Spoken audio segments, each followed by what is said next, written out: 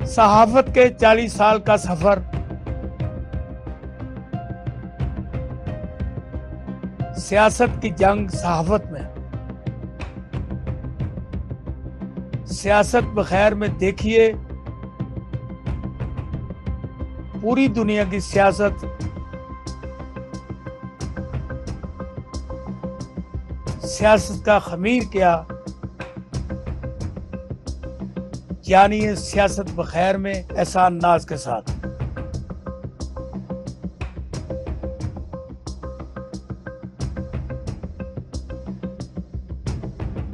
देखिए प्रोग्राम सियासत बखैर हर हफ्ते पीर से बुध शाम 7 से 8 बजे सिर्फ स्पेशल टीवी पर। बिस्मिल्लाहिर्रहमानिर्रहीम। इय्याका नअबुदु व इय्याका नस्तईन। एहसान नाज प्रोग्राम सियासत बखैर में हाजिर है। आज हमारे जो मेहमान हैं वो सियासत के खिलाड़ी नहीं है, वो एक ऐसे पेशे से वाबस्ता है जिनका काम है भलाई, मेहरबानी और अल्लाह ताला के बाद इंसानों की जान उनके हाथ में है। ये मैं नहीं कह रहा, ये हर शख्स कहता है। तो आज हम अपने मेहमान से, आने वाली बैठी शख्सियत जो स्टूडियो में मौजूद हैं, उनसे ये अपनी डॉक्टरी पेशे के बारे में तमाम मालूमात हासिल करेंगे। और ये जो आए दिन ओपीडी में या अस्पतालों में हड़तालें होती हैं और उससे कई मरीज इस दुनिया से चले जाते हैं, और खुसूसी तौर पर यंग डॉक्टर्स की जो एसोसिएशन है ना, वो आए दिन कोई ना कोई मुतालबात रख के ऐसे काम करते हैं जिससे मुल्क की, कौम की जग हसाई होती है। और इसमें ये जो सीनियर डॉक्टर्स हैं, उन्होंने जो अपना किरदार अदा करना होता है, उनको भी यंग डॉक्टर अदा नहीं करने देते। It is my point of view, may be wrong और राइट। तो हमारे आज मेहमान हैं जनाबे डॉक्टर तनवीर अरशद चौधरी साहब, जो कि chairman Pakistan young consultant Lahore के चेयरमैन है। तो ये सारी बातों का आज हम यहाँ पे अहाता करेंगे और ये कौम की रहनुमाई फरमाएंगे कि किन किन मामलात पर डॉक्टर्स रॉन्ग हैं और किन मामलात पर मरीजों के ये लायकीन होते हैं वो गलत किरदार अदा करते हैं। तो डॉक्टर साहब, मैं आपको खुशामदीद कहता हूँ, वेलकम टू द शो। आपने बड़ी मेहरबानी की। आप, मुझे पता है कि आपका टाइम बहुत कीमती है और आपने वक्त निकाला, मैं आपका दोबारा शुक्रिया अदा करता हूँ। अच्छा, मेरा सवाल ये सादा सिंपल सवाल है कि पाकिस्तान इस वक्त जो के डॉक्टरी पेशे पर अखराजात कर रहा है, हमारे टैक्सों से, हमारी खून पसीने की कमाई से जो उन पर अखराजात होते हैं, मेरे मुशाहिदे में है उनमें से ख़वातीन ख़ुसूसी तौर पर और मेल भी इसी तरह ही हैं, वो ज़्यादातर ये डिग्री हासिल करने के बाद काम नहीं कर रहे और अपने घरों में या अपने कारोबारों में और कुछ शोबिज में आ जाते हैं। ये आपको डॉक्टरी करने की ज़रूरत क्या है, शोबिज में आप शोबिज का काम करें। और इसी तरह कोई डॉक्टर्स हैं वो भी शोबिज में आ जाती हैं। अब आप मुख्तलिफ टीवी चैनलों पे देख रहे, डॉक्टर नजर आएंगे। तो मैं आपसे मुल्तमस हूँ, कौम को ये बताएं ये नुकसान क्यों करते हैं। जी, सबसे पहले तो एहसान साहब आपका शुक्रिया कि आपने मुझे मौका दिया और मेरा पॉइंट ऑफ व्यू सुनने का मौका दिया, ताकि जो पब्लिक है, पब्लिक के अंदर कुछ चीज़ें ऐसी होती हैं जो मिथ बन जाती हैं, या कुछ चीज़ें ऐसी होती हैं जो मिसअंडरस्टैंडिंग होती हैं, या लोगों को प्रॉपर उसका पता नहीं होता, तो वो सुनी सुनाई बातों को आगे लेके चलते हैं। तो आपका सवाल बड़ा वैलिड है कि एक तो जो डॉक्टर बनता है, अगर वो प्राइवेट किसी कॉलेज में देखें तो उसके ऊपर तकरीबन 1 करोड़ रुपए खर्च आता है। अच्छा, एफएससी करते हैं, एफएससी के करने के बाद फिर आप जो है ना वो आपका एमबीबीएस में दाखिला होता है। लेकिन जिन लोगों का गवर्नमेंट मेडिकल यूनिवर्सिटीज में, कॉलेजेस में होता है, उनका जो 1 करोड़ रुपए उनके ऊपर लगना होता है वो गवर्नमेंट अपने फंड से लगाती है। लगता तो करोड़ ही है ना, लगता है 1 करोड़ ही है, तकरीबन उसके खर्चे उतने ही होते हैं। ठीक है, ठीक है। अगर वही बच्चा प्राइवेट जाता है तो भी 1 करोड़ लगता है, अगर वो आउट ऑफ कंट्री जाता है तो भी उनकी तकरीबन सेम प्राइस होती है, कोई 10 ऊपर नीचे कर लें तो प्राइस तकरीबन इतनी होती है। अब सवाल ये पैदा होता है कि जब एक बच्चा डॉक्टर बन जाता है, हमारे मुआशरे में ये समझा जाता है कि डॉक्टर जो है वो बेसिकली नॉलेज की एक क्रीम है, कि एक आपका हाईएस्ट जो इल्म है वो डॉक्टरी है। सही बात। एक आप डिग्री लेके आप आते हैं। अब आगे जो मसाइल शुरू होते हैं वो मैनेजमेंट के हैं। जैसे अगर मेडिकल के हवाले से मैं बात करूं, म्यू हॉस्पिटल की या सर्विस की या जितने भी गवर्नमेंट के टीचिंग इंस्टीट्यूट हैं, इनकी अगर हम बात करें तो वहां पे जो सियासत होती है वो इसलिए होती है कि एक वार्ड होती है, वार्ड के अंदर आपका एक एसआर होता है जिसको हम सीनियर रजिस्ट्रार कहते हैं, एक उसके बाद एपी होते हैं, जो असिस्टेंट प्रोफेसर होते हैं 3-4 वो होते हैं, उनके नीचे फिर सुपरवाइजर होते हैं। इसी तरह वो एपी के ऊपर जो है वो प्रोफेसर होता है जो हेड ऑफ डिपार्टमेंट होता है। ठीक। अब जो हेड ऑफ डिपार्टमेंट होता है बेसिकली वो तो आपको नजर ही नहीं आता। आप किसी भी डिपार्टमेंट में चले जाएं तो आपको प्रोफेसर 1 या 2 घंटे के लिए वार्ड में आएगा और उसके बाद वो चला जाएगा। उसका जो सारा काम होता है वो नीचे एपी कर रहे होते हैं, यानी असिस्टेंट प्रोफेसर कर रहे होते हैं। जब एपी भी मौजूद नहीं होते तो वही काम एसआर कर रहा होता है। एसआर भी मौजूद ना हो तो उसके नीचे पीजीआर होते हैं, जो पोस्ट ग्रेजुएट रेजिडेंट्स, यानी जिन्होंने एमबीबीएस कर लिया, उसके बाद वो किसी भी शोबे में स्पेशलाइजेशन कर रहे हैं, उसको हम पीजी कहते हैं। एमबीबीएस के बाद फौरन जो लोग जाते हैं ट्रेनिंग के लिए उनको हम एचओ कहते हैं, वो हाउस ऑफिसर हैं। और जिन्होंने सिर्फ एमबीबीएस किया और उसके बाद आगे कोई स्पेशलाइजेशन नहीं की, जस्ट एक नौकरी कर रहे हैं, उसको हम एमओ कहते हैं कि वो मेडिकल ऑफिसर हैं, कि उन्होंने एमबीबीएस किया हुआ है, ग्रेजुएशन की हुई है, अब वो सिर्फ जो है ना वो अपनी ड्यूटी कर रहे हैं, वो क्लर्क ही है। हाँ, आगे बढ़ने का वो सिर्फ एक डॉक्टर है, लेकिन वो आगे किसी रिसर्च में नहीं जा रहे। अब होता क्या है कि वार्ड में जब कोई रूल्स बनता है या कोई कानून बनता है तो उसमें से वो प्रोफेसर को निकाल देते हैं, एपी को निकाल देते हैं, तो वो सारा मलबा जो होता है वो नीचे यंग कंसल्टेंट जो पीजीआर होते हैं यानी स्पेशलाइजेशन कर रहे होते हैं, या आपके एसआर होते हैं, तो वो सारे का सारा मलबा जब उन पे डलता है, या तशद्दद अगर होता है किसी इमरजेंसी में, ओपीडी में लड़ाई होती है पेशेंट की, वो भी उसी यंग कंसल्टेंट के साथ होती है, क्योंकि प्रोफेसर तो नजर ही नहीं आता, या वो 3 दरवाजे बंद करके आगे ऑफिस में होगा। तो बाहर जो फ्रंट लाइन पे लड़ रहे होते हैं वो यंग डॉक्टर होते हैं, वो यंग कंसल्टेंट होते हैं। आप किसी इमरजेंसी में लगा लें या ओपीडी में अगर कोई अफरा तफरी होगी, हाथापाई होगी, तो वो यंग कंसल्टेंट के साथ होगी। जब वो यंग डॉक्टर के साथ इस तरह का कोई वाकया पेश आता है तो एसोसिएट प्रोफेसर या प्रोफेसर उनका साथ नहीं देते, तो हम मजबूर होते हैं, वो अलग हो जाते हैं, वो अलग हो जाते हैं। हाँ, वो हम तो अपने बड़े आप को उससे अलग कर लेते हैं, हम बड़े, हम इस हाँ, पड्डे में नहीं हाँ। पड़ेंगे। तो तब क्या होता है कि फिर जो हमारे यंग कंसल्टेंट होते हैं या यंग डॉक्टर होते हैं वो मजबूर हो जाते हैं ओपीडी बंद करने पे, ताकि एमएस और जो एडमिनिस्ट्रेशन है हमारी वो हमारी बात सुने और हमें सिक्योरिटी दे। ठीक। तो ये असल रीजन होती है। और जहां पे आपने बात यह की कि फीमेल डॉक्टर्स जो होती हैं वो ज्यादातर प्रैक्टिस नहीं करती, यानी वो उन्होंने डिग्री ले ली, अब डिग्री लेने के बाद वो अपने घर में बैठ जाती हैं या प्रैक्टिस नहीं करती, तो वहां पे इशू जो है वो सिक्योरिटी का है।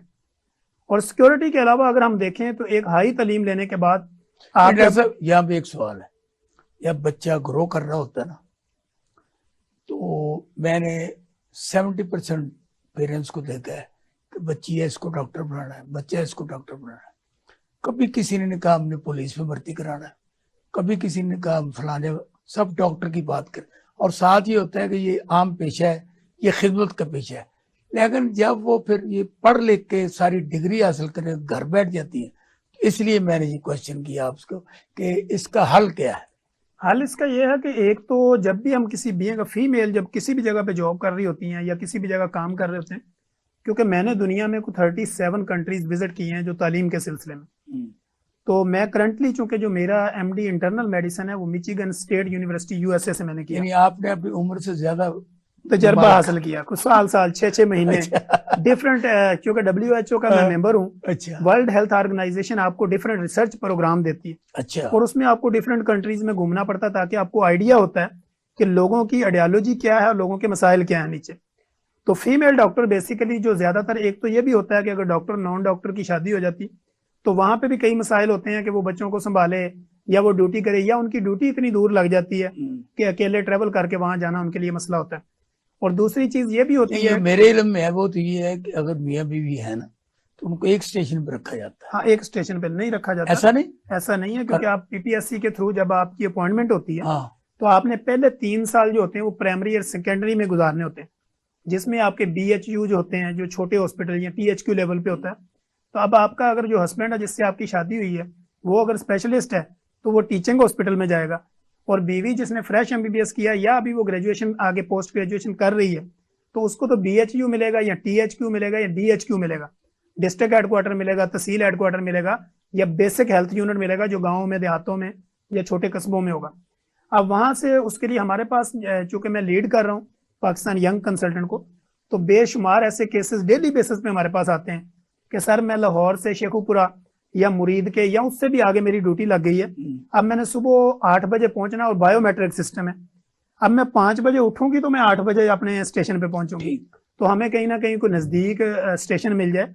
तो इस तरह के बेशुमार मसाइल हैं जिसकी वजह से फीमेल जो है वो फिर एंड पे रुक जाती है। एक बात क्लैरिफाई करें आप, अगर यानी किसी भी डिपार्टमेंट में उसका मियां है वो डॉक्टर है, ठीक है, और इस वजह से वो डॉक्टर है उसको बीएचयू आरएससी में जाना पड़ता है, तो दूर दराज उसका तबादला किया जाता है। लेकिन मेरे सुनने में जो बात है कि पाकिस्तान का जो कानून है, जो स्टाइश, उसके मुताबिक ये है कि मियाँ बीवी को एक स्टेज, क्या ऐसा नहीं है? देखिए हम आपके कई प्रोग्राम सुनते रहते हैं, उसमें आपने देखा कि कानून नाम की तो चीज ही नहीं है ना। अच्छा, अगर आप दुनिया में किसी भी जगह, वैसे है कानून नहीं, ऐसा कोई कानून नहीं है, कानून नहीं, लेकिन इखलाकी तौर पे दुनिया के आप किसी भी मुल्क में हो तो वो हस्बैंड वाइफ अगर एक एप्लीकेशन दे दें कि हमारे लिए ट्रेवलिंग का मसला, हमारे बच्चे सफर कर रहे हैं, तो दुनिया का कोई भी मुहज्जम मुआशरा आपको एक जगह नियरेस्ट, यहाँ नहीं है। यहाँ नहीं है। अच्छा, यहाँ तो आपको जब तक सिफारिश ना हो आपकी एक डिपार्टमेंट से दूसरे में ट्रांसफर नहीं होती, या अगर आप बीएचयू से किसी भी टीएचक्यू में आना चाहें या टीएचक्यू से डीएचक्यू में या किसी आप टीचिंग हॉस्पिटल में आना चाहें, तो वहां पे भी जब तक किसी मिनिस्ट्री लेवल की या आपकी सेक्रेटरी तक अप्रोच ना हो तो आप वो नहीं करवा सकते। अब मुझे ये बताना, अब इस दफा निगरान जो वजीर है वो भी डॉक्टर है, और इससे पहले यास्मीन राशिद भी डॉक्टर थी, उससे कबल भी डॉक्टर महमूद चौधरी रहे हैं। जी जी। और इस तरह मैं कई लोगों को जानता हूँ जो कह रहे, लेकिन बाज दफा डॉक्टर नहीं होते और उनको वजीर सेहत बना दिया जाता है, तो इससे क्या फर्क पड़ता है? देखिए मुझे अच्छी तरह याद है, एक दफा पीसी में हम एक प्रोग्राम कर रहे थे थैलासीमिया के ऊपर। तो बदकिस्मती हमारे मुआशरे की है कि एक वजीर साहब को हमने वहां पे एज ए चीफ गेस्ट बुलाया। अच्छा। और वो हेल्थ मिनिस्टर थे, और उनको सेक्रेटरीट से लेकर पीसी तक हम ये बताते रहे कि ये जो प्रोग्राम है ये थैलासीमिया पे होगा। तो वो पीसी के गेट में जब एंटर होने लगे तो वो कहते डॉक्टर साहब इधर भी कोई आसान नाम दसो, थैलासीमिया मेरी जुबान पे नहीं चढ़ रहा। अच्छा। अब हेल्थ मिनिस्टर को थैलासीमिया का लफ्ज उसकी जुबान पे नहीं चढ़ रहा था, और वो मैट्रिक पास था। ऐसे बंदे जब आप आएंगे, क्या नाम था उसका? नाम तो अभी मेरे जहन में नहीं, मैं लेना भी नहीं चाह रहा क्योंकि उनकी प्राइवेसी है, और इस वजह से वो इस तरह का नाम लेना भी नहीं चाहिए, क्योंकि अब वो दौर गुजर चुका। ये मुशर्रफ का दौर था और उसमें वो मिनिस्टर कुछ टाइम के लिए आए थे। अच्छा, ग्राउंड रुबानी में भी। अच्छा, अब मुझे ये बताएं कि अगर डॉक्टर एक इंचार्ज है मिनिस्ट्री का, और एक वो बंदा जो इंजीनियर है या वो भी हाईली पढ़ा लिखा है, तो आपने क्योंकि सारे जमाने देखे हैं, इसमें और डॉक्टर की एडमिनिस्ट्रेशन में क्या फर्क होता है? वो डॉक्टरों के लिए फायदेमंद है डॉक्टर या नुकसानदेह है? सर देखिए, मैनेजमेंट कोई भी है ना, उसमें वो डॉक्टर हो या ना हो उससे कोई फर्क नहीं पड़ता। फर्क ये पड़ता है कि जो आपके कंसर्न लोग हैं उनके साथ बैठ के आप पॉलिसी बनाएंगे तो आपको बेनिफिशियल होगी। जब आप ग्राउंड रूट पे जो काम कर रहे हैं उनसे पूछे बगैर कोई पॉलिसी बनाएंगे वो नाकाम होगी। वो कोई डॉक्टर बनाए, कोई इंजीनियर बनाए, कोई ब्यूरोक्रेट बनाए। नहीं, अब देखो ना, जैसे कि मेरी एक सामने चीज है ना, पिछले दौर में तरीके इंसाफ के दौर में पंजाब की डॉक्टर यास्मीन राशिद, जो कि हमारे सामने एमएस भी रही है, कई अस्पतालों में रही है, और ख़ास तौर पर लेडी ब्रिंटर अस्पताल को, उनका प्राइवेट क्लिनिक भी है। अच्छा, एक इस वक्त जो मिनिस्टर है, ये भी 6-7 माह से हो गए, अकरम साहब, ये भी हमारे सामने है, इनका भी सियासी बैकग्राउंड भी सब कुछ है। तो मैंने इस वक्त जो ओपीडी का, सॉरी, मैंने जो इमरजेंसी का हाल देखा है ना, it is my observation, may be wrong और राइट, वो बहुत बेहतर है। इसकी क्या वजह है, जबकि यास्मीन राशिद के दौर में ये ऐसा नहीं था?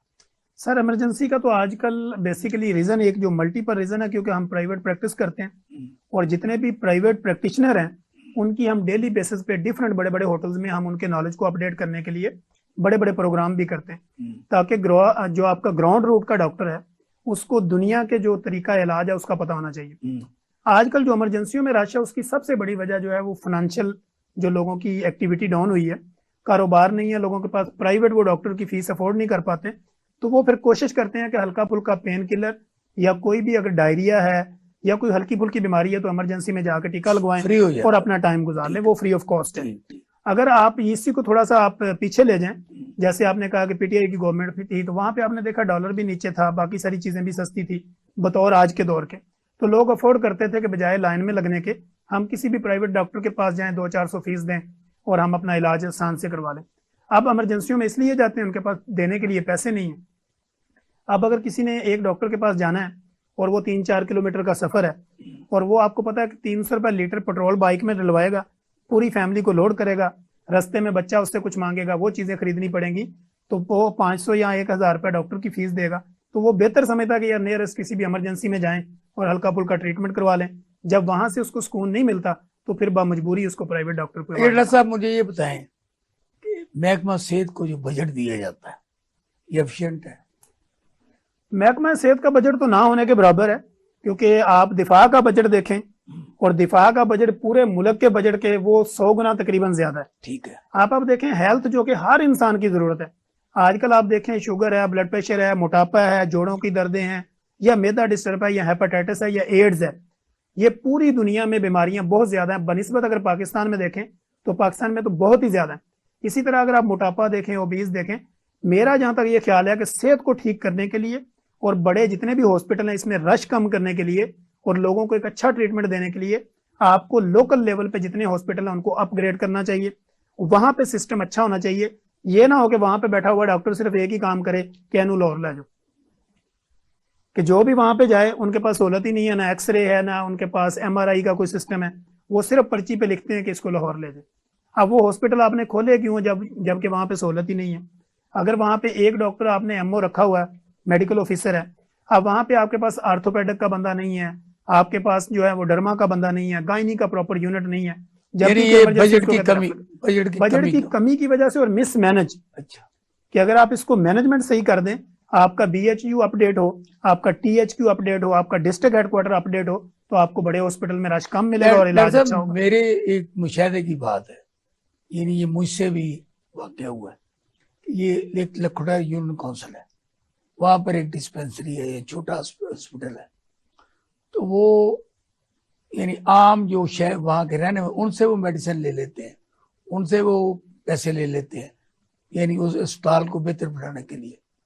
तो ये तरीकाकार जो है ये आपको मुनासिब लगता है कि गवर्नमेंट का हॉस्पिटल है या गवर्नमेंट की डिस्पेंसरी है लेकिन वो चंदे पे चल रही है?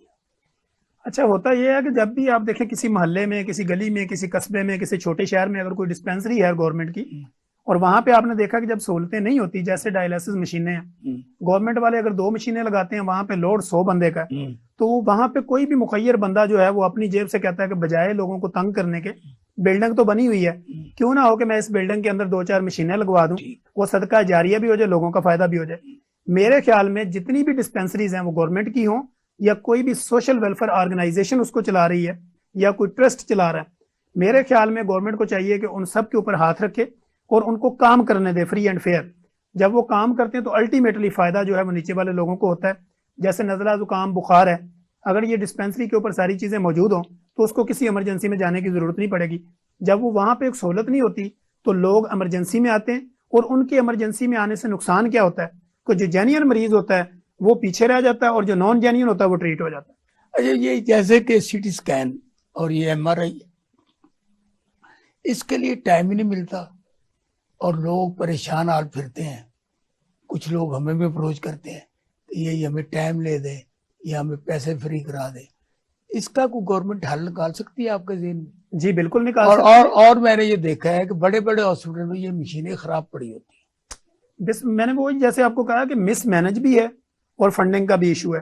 अब आप देखें म्यू हॉस्पिटल के अगर आप रेडियोलॉजी डिपार्टमेंट की बात करें तो वहां पे एमआरआई या सीटी स्कैन अगर आपने करवाना है तो उसके लिए आपको 6-6 महीने 8-8 महीने का टाइम मिलता है।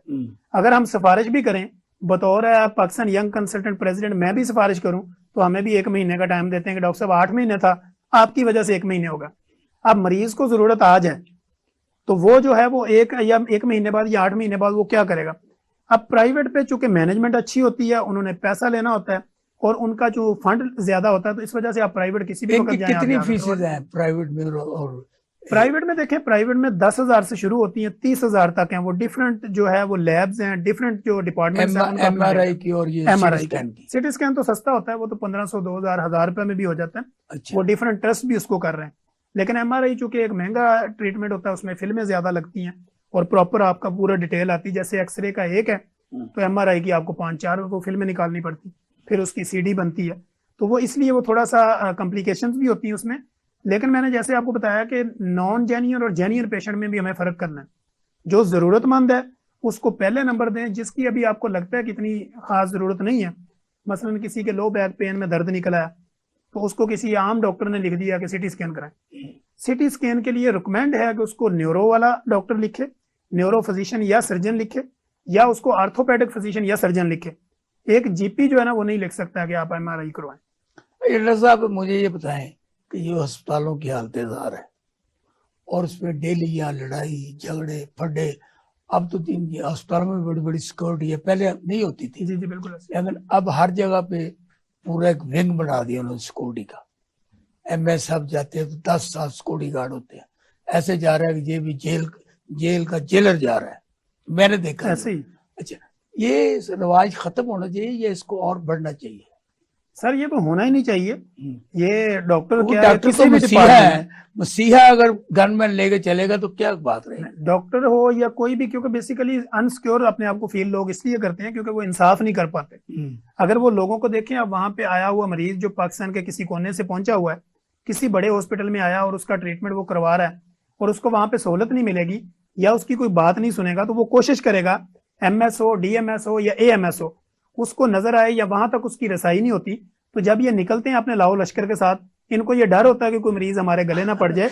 लेकिन अगर ये निजाम ठीक कर लें, लोगों के लिए आसानियां पैदा करें, तो इनको किसी गनमैन की जरूरत है। डॉक्टर साहब हमने लेनी एक ब्रेक के बाद वापस आते हैं।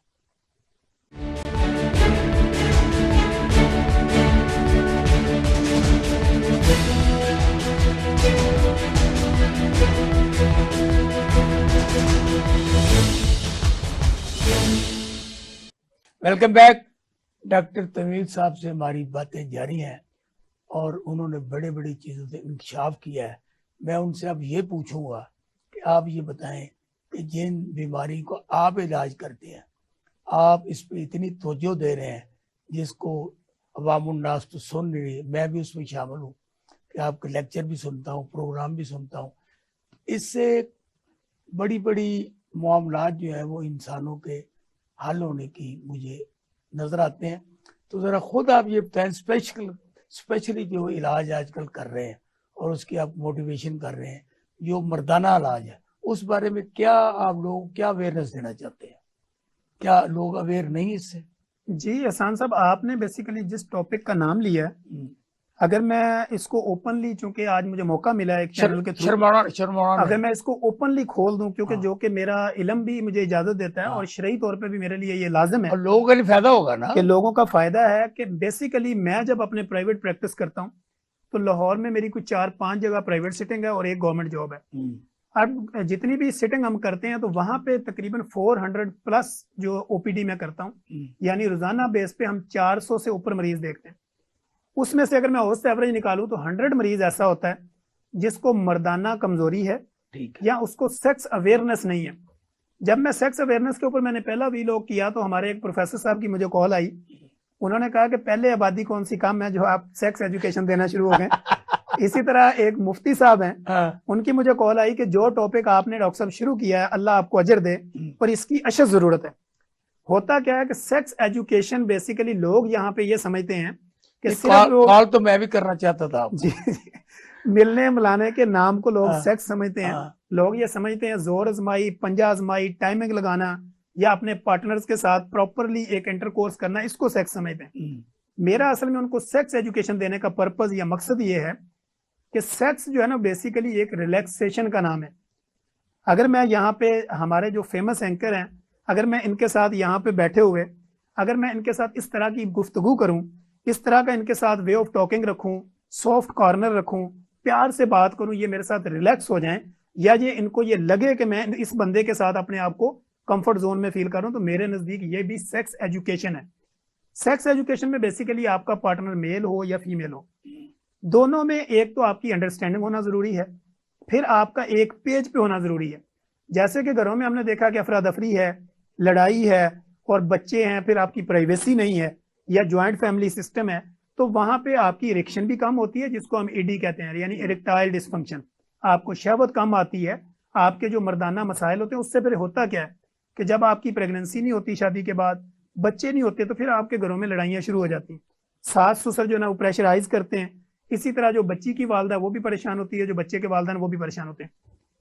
तो सेक्स एजुकेशन में सबसे पहले रिलैक्सेशन है। अच्छा, आपने ये कहा है कि 400 में से 100 बंदा जो है ना उसका शिकार किसी होता है। बीमारी के तो साथ। आपको कैसे पता चलता है, वो बताते हैं आपको? देखें, हम शर- जब भी, मेरे पास जब भी मरीज आता है, हाँ, तो हमने उसकी एक फैमिली हिस्ट्री लेनी होती है। अच्छा फैमिली हिस्ट्री में हम उसे ये पूछते हैं कि आपको पट्ठों में खिंचाव है? अच्छा मरीज कहता है जी मेरे पट्ठों में खिंचाव है, लेकिन मुझे ना और भी कमजोरी है। अच्छा, जब वो कहता है और भी कमजोरी है, तो आप मैं पकड़ लेते बीइंग हैं डॉक्टर, हाँ, बीइंग मेडिकल स्पेशलिस्ट, मैं ये कहता हूँ जो आपको कमजोरी वो मैंने पहले लिख ली। वो कहता सर जी आपको कैसे पता? तो मैं कहता हूँ कि मेरा ये एक्सपीरियंस है, और हमने ये दुनिया में इतना इलाज किया है और दुनिया में इतने लोगों को हमने ट्रीट किया है। तो पेशेंट हमारे दरवाजे में अगर पाँव रखता है तो हमें पता होता है कि इसका असल मसला क्या है। एक मसला होता है उसका जेन्युइन, एक होता है एडिशनल। तो हर बंदे का एडिशनल मसला जो है वो कोई और होता है, लेकिन जेन्युइन मसला जो है उसका सेक्सुअल एजुकेशन और सेक्सुअल इंफॉर्मेशन लेना, और यानी ईडी यानी इरेक्टाइल डिस्फंक्शन। इसके ऊपर अक्सर लोग होते हैं, लेकिन वो शर्माते हुए अपने तबीब से बात नहीं करते, या वो अपने फैमिली डॉक्टर के साथ बात नहीं करते। कुछ लोगों ने आपको ये नहीं कहा कि आप फांसी को फरोग दे रहे हैं? जी सर, कुछ नेगेटिव माइंड आए पॉइंट। जी जी, अच्छा, नेगेटिविटी वाले भी लोग भी होते हैं। जैसे कि मैंने टिकटॉक पे जब एक वीडियो डाली, तो उसमें मैंने शार्ट लिखा है कि एजुकेशन, सेक्स एजुकेशन पार्ट 1 2 3 4 5। तो मैंने कहा कि अगर आपने इसमें से कोई भी सीरियस आपने एलिमेंट लेना है या आपने एजुकेशन लेनी, तो आपको यूट्यूब पे जाना पड़ेगा, वहां पे डिटेल मेरी जो वीडियो मौजूद है।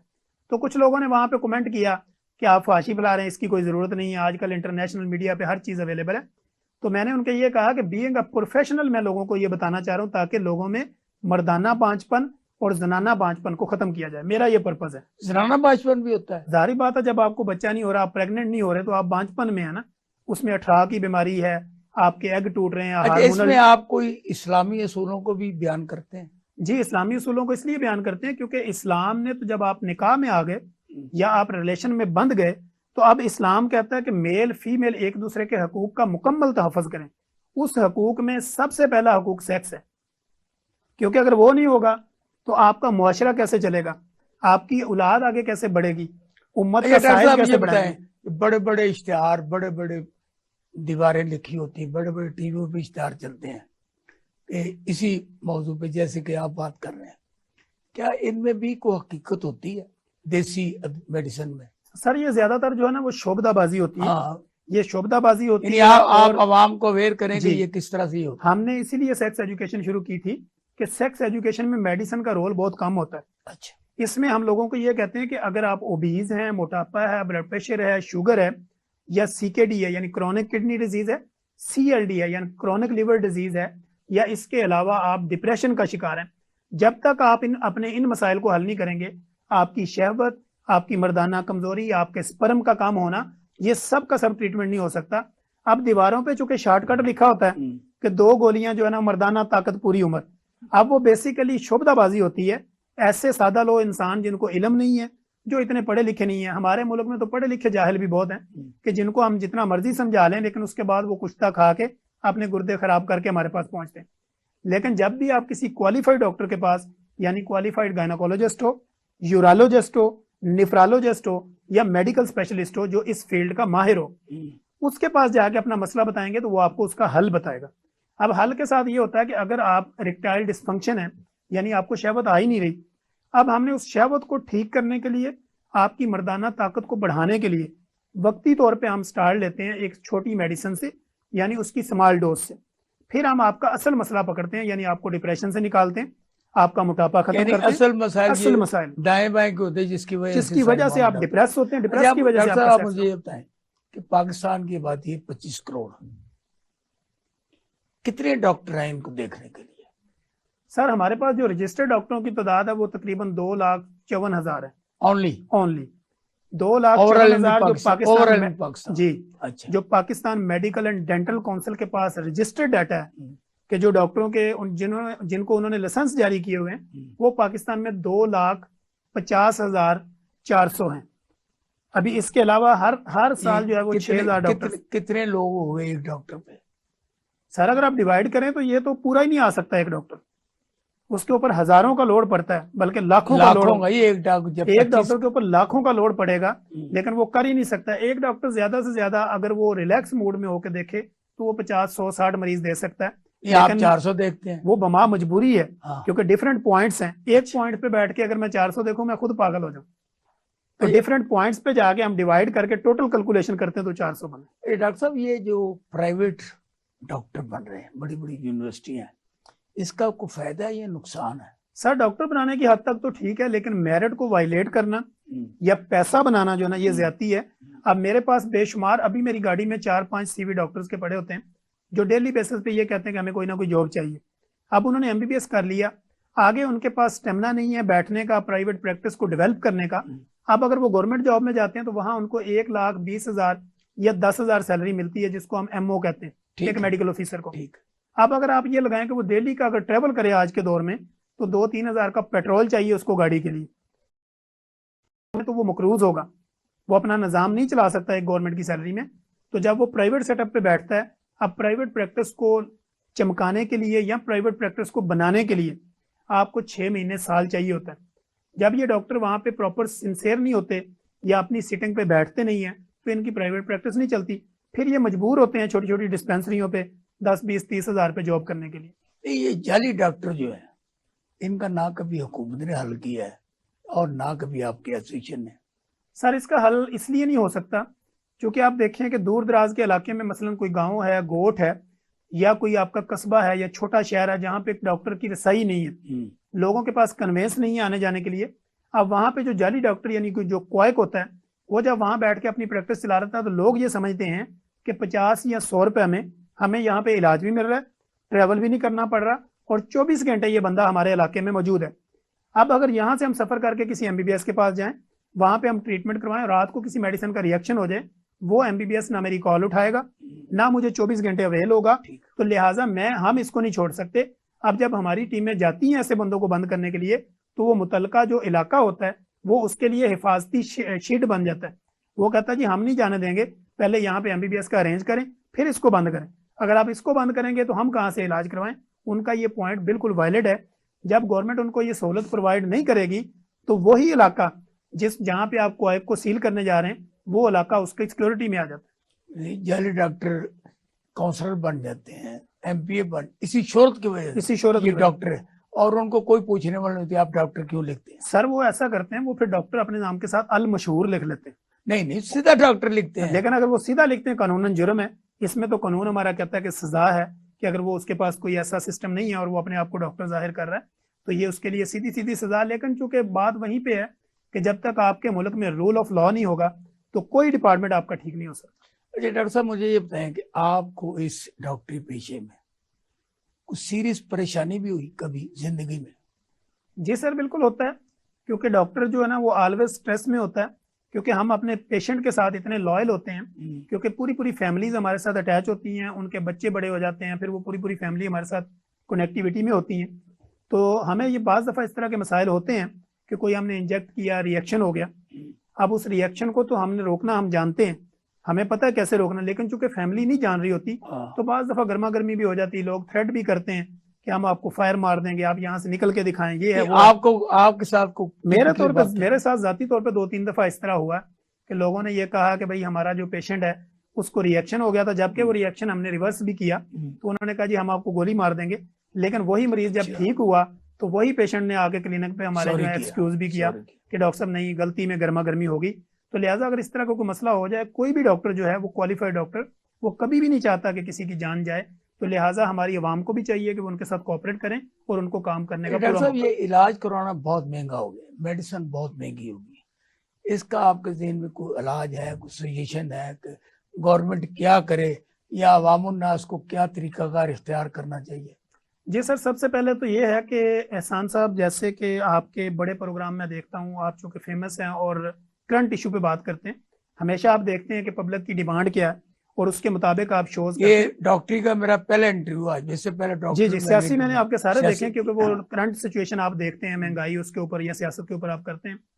तो मेडिकल के ऊपर आपका ये पहला जो प्रोग्राम है, मुझे ये लग रहा है कि अब आपको बार बार करने पड़ेंगे, क्योंकि बेसिकली आप देखें कि सबसे पहले मैं अपने क्लिनिक पे भी, अपने प्राइवेट क्लिनिक पे भी, जब लोग मेरे सामने होते हैं तो मैं उनको एक ही मशवरा देता हूँ, अगर आपने डॉक्टरों से दूर रहना है, आपने दवाइयों से जान छुड़ानी है, मैं उनको कहता हूँ मोटापा, ब्लड प्रेशर, शुगर या मैदे का मसला, ये आपका अपना पैदा करदा मसला है, ये कोई बीमारी नहीं कर सकता है बंदा। हाँ, ये कोई बीमारी नहीं है। अच्छा। शुगर भी कोई बीमारी नहीं है।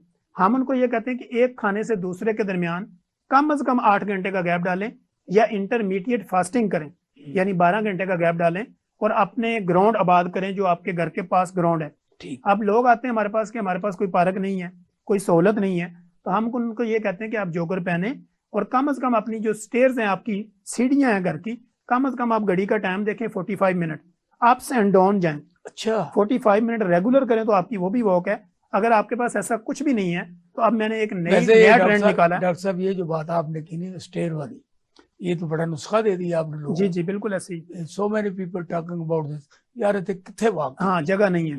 अब मैंने एक नया ट्रेंड भी निकाला है, क्योंकि डॉक्टर वो कामयाब है जो आज के दौर में सोशल मीडिया के नई बात करे, वाइब्रेट रखे, सस्ती बात करे और लोगों के मुताबिक, उनके माइंड के मुताबिक उनको वो जगह बताए और उनके माइंड के मुताबिक उनको ट्रीटमेंट दे।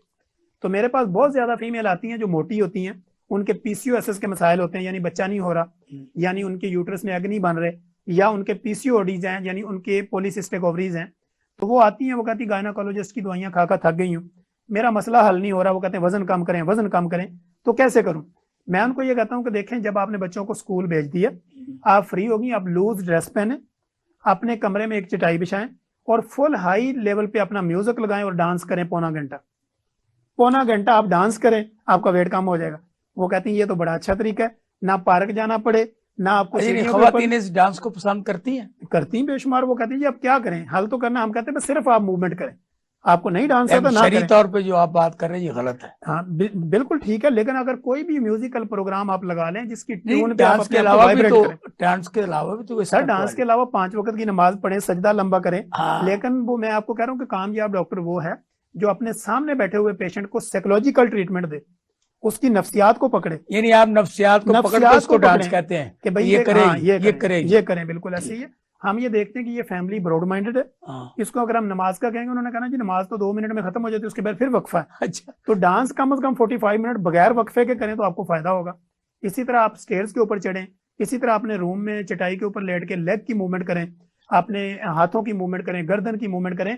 आपके जिस्म के अंदर अल्लाह ने वो फ्लेक्सिबिलिटी रखी है, आप इसको जितना चाहें मूव कर सकते हैं। डॉक्टर साहब, मुझे ये बताएं कि पाकिस्तान की आबादी दिन दिन बढ़ रही है और आज तक मैंने कोई प्रोग्राम ऐसा नहीं देखा डॉक्टरों की तरफ से कि जो नसीहत करते हो कि पैदाइश में वक्फा रखें या मेडिसिन का इस्तेमाल ना करें या ये तरीकाकार होना चाहिए। ये भी लोगों को अवेयरनेस नहीं है।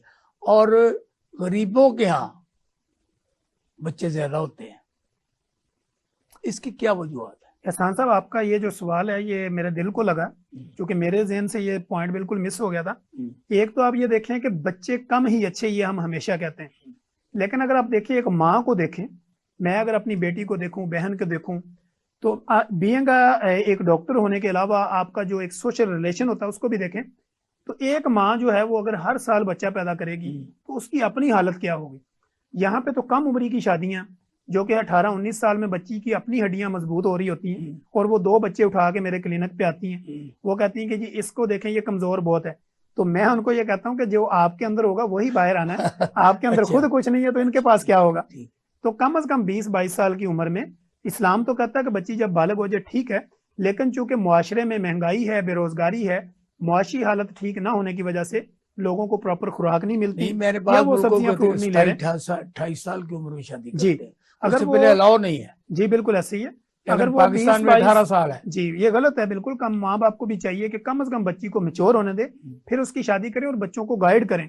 बीइंग अ डॉक्टर हम तो गाइड करते हैं अपने क्लिनिक पे, लेकिन जो हमारा सोशल मुआशरा है, जो महकमा महबूदेबादी बनाया गया है और इसका क्या रोल है मुझे तो कोई नजर असल नहीं में ये सेमिनार वहां पे करते हैं जहां जरूरत नहीं होती। आता। आप देखें कि जरूरत ये PC सेमिनार पर पीसी में कर रहे हैं करते और हैं। गरीब आदमी पीसी का गेट नहीं अंदर जा सकता। हाँ, तो ये जरूरत होती है कच्ची आबादियों में, हाँ, जहाँ पे आपके लोकल जो एरियाज हैं वहां पे इन्होंने LHV हायर की होती है, वो वेल नॉलेज नहीं होती, वो लोगों को इसके वो पॉइंट नहीं बता सकती, या जो प्रोग्राम का डायरेक्टर होता है डॉक्टर, वो वहां पे अपनी ड्यूटी पे जाता नहीं और ये प्रोग्राम इस तरह मिस हो जाता है और लोग इसको हैंडल नहीं कर पाते। अच्छा नहीं, मुझे एक बात आप समझाएं, ये क्वेश्चन है अवाम की तरफ से। गवर्नमेंट जो हमारी है, एक तो रिश्वत वाले को शिकार रहती है और कभी इन्होंने सेहत और एजुकेशन पे तवज्जो नहीं दी। इस बजट में भी जो फंड रखे गए हैं वो आपकी और मेरी निगाह में है, और जिस आम महकमे का आपने नाम लिया, उनका नाम लेते हुए सब खौफ खाते हैं। और इस वक्त भी पूरा पाकिस्तान डिप्रेशन में है कि हमारे असली हुक्मरान जो वो क्या कर रहे हैं। तो मुझे आप ये बताएं कि सियासी तौर पर इसके असरात मुरतब होते हैं कि ये इतनी जो बीमारियां बढ़ रही हैं, डिप्रेशन है, परेशानी है, महंगाई है, इसकी वजह से बीमारियां बढ़ती हैं। जी बिल्कुल बढ़ती हैं। खान साहब देखें, जैसे आपने ये जिक्र किया कि लोग जो ना उनका नाम लेते हुए भी डरते हैं, आप देखें मेरा दिफाई बजट अगर 100% है और जो हेल्थ का बजट है वो 1% है। आप देखें कि जिसका दिफा करना है उनके लिए 1% है, जिन्होंने करना है उसका 100% है। भाई दिफा तो मेरा करना है, मैं जिंदा रहूंगा तो मेरा दिफा होगा ना। अब मेरा जिगर काम ना करे, मेरे गुर्दे वाश हो रहे हों और मैं चारपाई पे या वेंटिलेटर पे हूं और मेरे दिफा करने वाला हशाश बशाश और तगड़ा हो, भाई हिफाजत तो उनकी की जाती है ये जो लास्ट खुद महफूज क्वेश्चन हो। है, आपकी जो डॉक्टर इंस्टीट्यूशंस है, इनको गवर्नमेंट आपस में लड़ाने का भी किरदार को अदा करती है। जी बिल्कुल, बाज दफा ऐसा होता है कि हमारी डिफरेंट Converge बन ऑर्गेनाइजेशन के जाते साथ हैं। डिफरेंट हाँ। ग्रुप आके वो हमारे हमायती बन जाते हैं, हमदर्द बन जाते हैं और वो अपने मकासद हासिल करते हैं। तो हमने भी, अगर अपनी बात करूं तो हमने अपनी ऑर्गेनाइजेशन को कभी इस तरह के सियासी मराहल में दाखिल नहीं होने दिया। ये डॉक्टर तमीम चौधरी साहब से हमारी बात जो है ना, ये पूरी दिन और रात चल सकती है, लेकिन टाइम की कैद है। तो मुझे और डॉक्टर तमीम साहब को इजाजत दीजिए। अल्लाह हाफिज। सहाफत के 40 साल का सफर, सियासत की जंग सहाफत में, सियासत बखैर में देखिए पूरी दुनिया की सियासत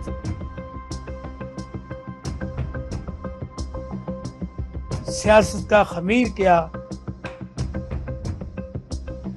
यानी ये सियासत बखैर में एहसान नाज के साथ।